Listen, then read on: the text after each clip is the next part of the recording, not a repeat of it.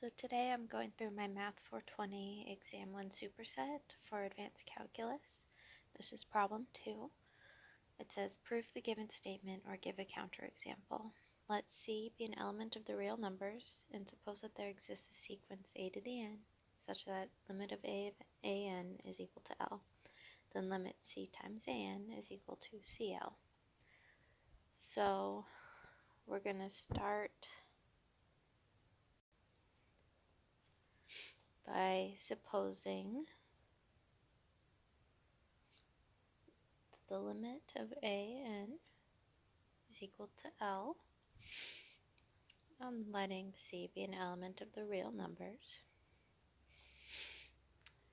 and epsilon greater than 0.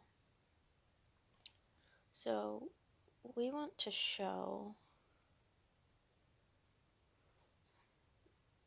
that for all epsilon greater than 0, there exists an n that's an element of the natural numbers, such that for all little n's that are greater than or equal to capital N, C times an minus C times L is less than epsilon. So let's see how we can rewrite this.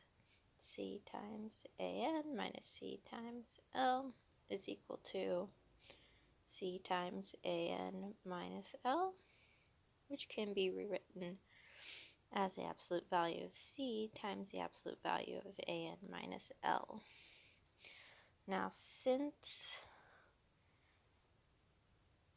an converges to L,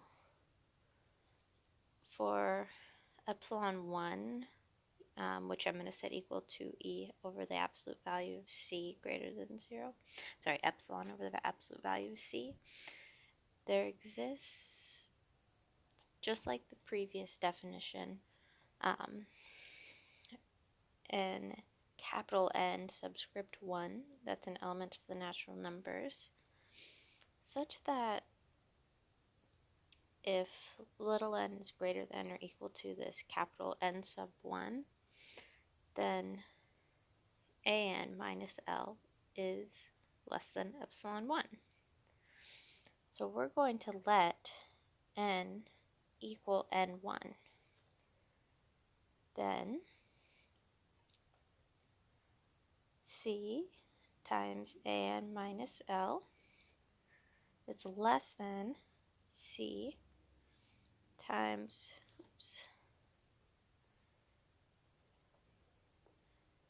epsilon 1, which can be rewritten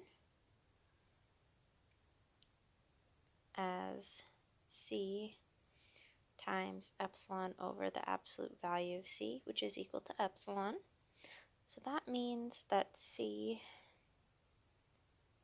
times the absolute value of an minus L is less than epsilon for all n's that are greater than or equal to capital N.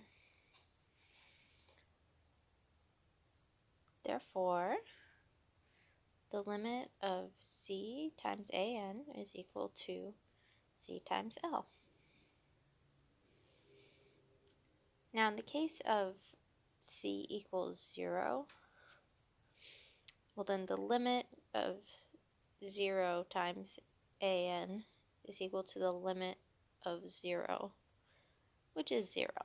So that does equal C times L. 0 times L is equal to 0. 0 equals 0, and it checks out. So just to go through it one more time, suppose the limit of a sub n is equal to L, and let C be an element of the real numbers, and epsilon greater than 0. We want to show that for all epsilon greater than 0, there exists a capital N that's an element of the natural numbers, such that for all little n greater than or equal to capital N, the absolute value of C times a sub n minus C times L is less than epsilon. So we kind of do a little bit of algebra, and then since A sub n is converges to L for epsilon 1 equal to epsilon over the absolute value of C, which is greater than 0. There exists a capital N sub 1 that's an element of the natural numbers, such that if little n is greater than or equal to capital N sub 1, then the absolute value of A sub n minus L is less than epsilon 1. So we set equal n and n sub 1.